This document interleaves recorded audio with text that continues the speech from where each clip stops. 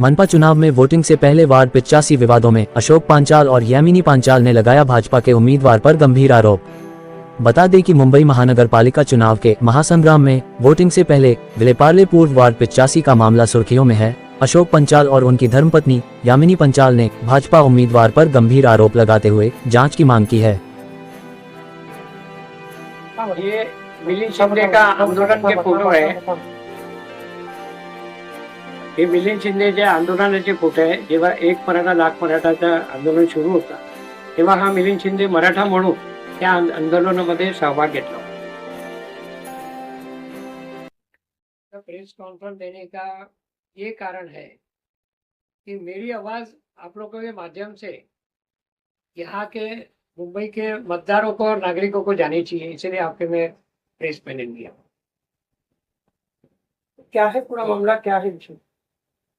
मामला ये है कि मैं उम्मीदवार 85 वार्ड से था, वहां पर भी हमारी टिकट काटी गई है। दुख इस बात का है कि टिकट काटने के बाद वहां कोई उम्मीदवार खड़ा नहीं रह पाया।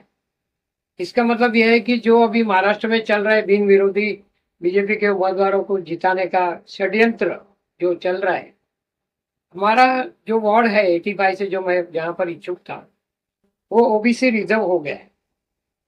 वहां पर हम ओबीसी होने के नाते हमारे विश्वकर्मा समाज के लोग ओबीसी समाज रहने के लिए उनके समर्थन से मैं इच्छुक उम्मीदवारी अपनी रखा था। यहाँ पर ऐसे काटकारस्थान षड्यंत्र रचा के मेरी टिकट काटी गई। फिर हमने सोचा कि चलो मैं अपक्ष में फॉर्म भर दूं। मैं मेरे सारे डॉक्यूमेंट लेके एसएनडीटी कॉलेज पे जहाँ हमारा निबंधक ये रखा था रिटर्निंग ऑफिसर, उसके सामने मैंने सब डॉक्यूमेंट दिए। कहीं ना कहीं कुछ ऐसा चल रहा था कि मुझे फॉर्म ना भरना दिया जाए। इसकी वजह से कुछ ना कुछ खामियां निकाल कर हमारा समय बर्बाद हो रहा था। रिटर्निंग ऑफिसर मिलने को तैयार नहीं था। उनके जो भी बंदे थे, उनके जो भी ये थे, वो हमें बोलते ये लेके आओ वो लेके आओ, हर चीज हम फुलफिल कर रहे थे। टाइम ओवर हो रहा था, फिर भी मैंने बोला कि मेरे जो पेमेंट भरना है, सबसे पहले उधर सिस्टम ये थी कि आप पेमेंट भर दो। पेमेंट भरने के बाद भले कितना भी टाइम लगेगा, हमारा डॉक्यूमेंट वो लोग वेरीफाई करेंगे, फिर उसके बाद हमारा फॉर्म भरना चाहिए था। हर डॉक्यूमेंट देने के बाद कुछ ना कुछ त्रुटि निकाल रहे थे। फिर हम बोल रहे थे कि हमारा जो पेपर है वो चेक करो, ये करो, कुछ सुनने को राजी नहीं। मुझे ऐसा लग रहा था कि किसी का सत्ताधारी पार्टियों का उनके ऊपर प्रेशर था कि अशोक पंचाल का फॉर्म भरना न दी जाए। ऐसे होने से 5:30-6 बजने गए। मेरा सब सीसीटीवी फुटेज भी है जो मैं फॉर्म भरने के लिए कितनी कोशिश कर रहा था, लेकिन कुछ बात सुनी नहीं तो थोड़ा ईगो हट हो गया मुझे। मैंने सब पेपर ऐसे ही मिसेस को बोला कि अपन चलते हैं, नहीं भरना, इलेक्शन लड़ना ही नहीं। लेकिन उसके बाद मुझे जो ऐसे समाचार मिला कि बीजेपी का जो है कैंडिडेट जो है श्री मिलिंद शिंदे जी, उन्होंने भी फॉर्म जो भरा है ओबीसी, लेकिन वो एक मराठा है। तो जब हमने सोचा कि मराठा अगर है तो वो फॉर्म भर नहीं सकता है। फिर किसी ने बताया कि उसने कुर्बी समाज का सर्टिफिकेट लिया है। तो जब हमने आरटीआई डाला, तो आपको हम बता दें कि जब भी हमने आरटीआई डाला तो उसमें हमने सब मेंशन किया था।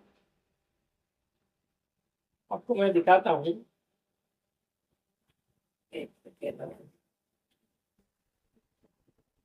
उसमें हमने आरटीआई के थ्रू और कंप्लेंट हमने जो वहां के रिटर्निंग ऑफिसर है प्रशांत दगे, उनसे हमने मांगी। तो उन्होंने हमें लेटर दिया, ये लेटर दिया और बोले कि हमने उनका जो भी डॉक्यूमेंट है आपको वेरीफाई करना है मिलिंद शिंदे का, डिस्प्ले में लगाया है। जब हम डिस्प्ले में जाके देखते हैं तो कुछ भी खाली 4 पन्नों का उनका फॉर्म था, 4 से 6 पन्ने। बाकी उम्मीदवारों लोग के इतने जाड़े पंच। मतलब निवडणूक अधिकारी ने जो जो चीज मांगी थी वो कोई भी चीज उसने फुलफिल नहीं की थी। जब मैंने उसका फॉर्म देखा कि उसमें लिखा है कि कुणबी, तो कुणबी होने के नाते उसने जाति का प्रमाण पत्र भी नहीं दिया है, जो ऐसे रहता है। ये हमारा जाति का प्रमाण पत्र है, ये प्रमाण पत्र उसने सबमिट नहीं किया। और उसने ऐसा लिखा है कि मैंने वैलिडिटी के लिए आगे कलेक्टर को भेजा है। अगर कलेक्टर को भेजा है तो एक बात ये होती है कि ये फॉर्म तो जेरोक्स तो लगाना चाहिए, वो जेरोक्स भी नहीं लगाई है। कुछ भी नंबर डाल के कि ये मेरा नंबर है, स्लिप है, मैंने आगे भेज दिया है। लेकिन सब कहीं ना कहीं ऐसा लग रहा है कि उनको निवडणूक रिटर्निंग ऑफिसर का पूरा सपोर्ट था, इसीलिए उसने यहाँ पर बहुत दंगे फसाद भी हुए, वहां बहुत लोग आए, जैसे कि मनसे के अधिकारी थे, हम लोग भी गए थे, लेकिन किसी के बारे में सुनवाई नहीं की। उन्होंने वो चीज को वैलिड करके उसको उम्मीदवारी डिक्लेयर कर दी, मतलब आप लड़ सकते हैं ऐसा। आगे की आपकी क्या किस तरीके का आगे का आपका क्या डिसीजन है? नहीं, उसके बाद हमने देखा कि मैंने फिर मेरे वकील के थ्रू रिटर्निंग ऑफिसर और ये राज्य निवडणूक जो कमिश्नर है उसको हमने लीगल नोटिस दिया है। लीगल नोटिस देने के बाद हमने और एक आरटीआई की अपील डाली है यहाँ पर ही रिटर्निंग ऑफिसर के यहाँ। अभी उनका क्या जवाब आता है वो देखते हैं। लेकिन यहाँ पर कहीं ना कहीं बीजेपी वालों ने ये सोच के रखा है कि यहाँ दूसरे कोई कैंडिडेट खड़े ही नहीं रहने चाहिए, जहाँ हमारी ताकत है वहां दूसरा कैंडिडेट। इसीलिए तो अभी 60-70 लोग बिन विरोधी जीत के आ रहे हैं। तो ये भी गलत है, ये लोकशाही की हत्या हो रही है। ये मैं आपके माध्यम से लोगों तक पहुंचाना चाहता हूँ।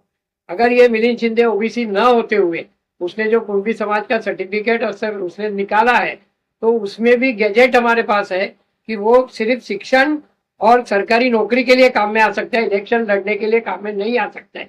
ये भी आपके माध्यम से मैं लोगों तक ये पहुंचाना चाहता हूँ कि ये लोग ओबीसी के ऊपर अत्याचार कर रहे हैं और ये जो लोकशाही है उसको खत्म करना चाहती है ये सत्ताधारी पार्टी।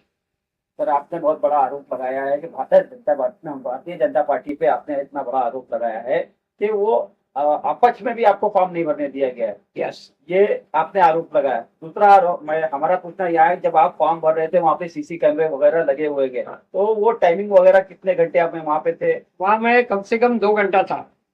2 घंटा था। अभी हमने सीसीटीवी फुटेज मांगा है। मैं क्या पेन ड्राइव लेना भूल गया था, अभी कल जाके मैं पेन ड्राइव में सीसीटीवी फुटेज जो मेरा मैंने पर्सनल मांगा है और लोगों का नहीं, मैं जहां जहां मेरे कवर हुआ हूँ वो सीसीटीवी फुटेज मुझे चाहिए। मैंने अपील भी की है, उसमें वो लोग को देना पड़ेगा, वो भी मैं आपको बता सकता हूँ। इस पर कानूनी लड़ाई किस तरीके से लड़ी जाएगी आज?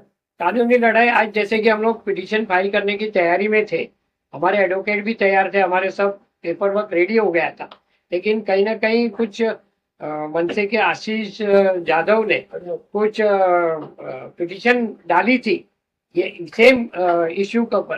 तो आज हाईकोर्ट ने उनकी वो पिटीशन रद्द कर दी है कि अभी इलेक्शन का एक ही दिन बचा है, तो हम लोग ये पिटीशन अभी एक्सेप्ट नहीं कर सकते हैं। अभी ये जो उम्मीदवार है उन्होंने जैसे कि आपने कहा कि ओबीसी का आरक्षित सीट था मगर मराठा समाज का एक उम्मीदवार लड़ रहा है, तो आप इस बारे में कोर्ट में किस तरीके की मांग करें?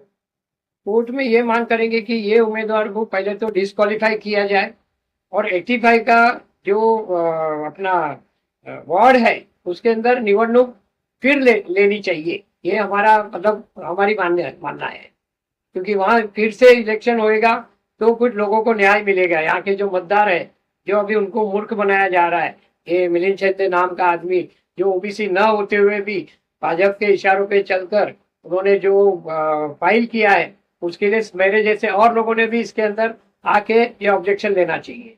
कल इलेक्शन होने वाला है, आपको कितनी उम्मीदें है कि भारतीय जनता पार्टी या सत्ताधारी पार्टी इस पर सही इलेक्शन कमीशन काम करेगा? मैं आपके माध्यम से यहाँ के 85 के वार्ड वालों को एक सूचना देना चाहूंगा कि जो आदमी ओबीसी का हक मारने निकला है उसको कभी ही वोट न करे। आपको अगर दूसरे उम्मीदवार नहीं पसंद है तो नोटा का उपयोग करें और नोटा दबाकर आप अपना वोट दे सकते हैं, क्योंकि अगर ये ओबीसी ना होते हुए ओबीसी का रिजर्व में वो लड़ने आया है तो आप उसका विरोध कर सकते हैं, जैसे मैं कर सकता हूँ। आपने कहेंगे आप भी चुनाव मुंबई जो है राष्ट्रवादी कांग्रेस पार्टी शरद चंद्र पवार जी की गुजराती सेल की अध्यक्षा है, किस तरीके से देखते हैं प्रक्रिया को पूरी? मैं ये देख रही हूँ अभी इतना जो चल रहा है सत्ताधारी पक्ष निवडणूक आयोग, तो उन लोग का कि भाई एक इंसान जब काम कर रहा है, एक इंसान हम लोग एक बार जब पब्लिक की सेवा कर रहे, सेवा करने वाले को आगे नहीं आने दे रहे, वो मैं देख रही हूँ कि ये बहुत गलत हो रहा है समाज में। कि समाज के लिए भी जब पार्टी बोल रही भ्रष्टाचार खत्म हो, तो ये कहाँ खत्म होने वाला है। मैं भी ऐसा ही सोच के आई थी कि चल पॉलिटिक्स में जाएंगे, किसी ना किसी को न्याय दे, लेकिन न्याय देने के कुछ ही नहीं है, हमें ही दबाया जा रहा है, तो हम दूसरों को क्या जवाब देंगे। क्या आह्वान करना चाहिए जनता को? जनता को यही आह्वान करना चाहूंगी मैं कि सत्य के साथ, सत्य हमेशा अकेला रहता है, आज हम अकेले हैं, लेकिन सत्य जीतेगा ये हमें पर जरूर पक्का, हम लोग को पता है। हम दोनों जो मेहनत कर रहे हैं लोगों के लिए, जो ग्राउंड लेवल से जुड़े लोग हैं, उन लोग के लिए, आज सत्ताधारी पक्ष 85 वार्ड में कितने साल से, लेकिन आज वहां जाके आप की मीडिया देखेगी कि वहां क्या परिस्थिति है। तो वो परिस्थिति बदलने का बीड़ा जो हम दोनों ने झड़पा था, लेकिन आज हमें ही दबाया जा रहा है। तो इसके लिए जनता को भी हमारे साथ आना चाहिए, और कल सोच समझ के, कल की 15 तारीख को जो वोटिंग हो रहा है, अगर हर इंसान को वोटिंग करने का हक है, लेकिन खुद को जीने का और खुद का सराउंडिंग 85 वार्ड है, जो भी वार्ड में है, लेकिन उनको ये हक है कि तुम तुम्हारा सही कैंडिडेट चुनो, अगर नहीं है तो नोटा दबाओ।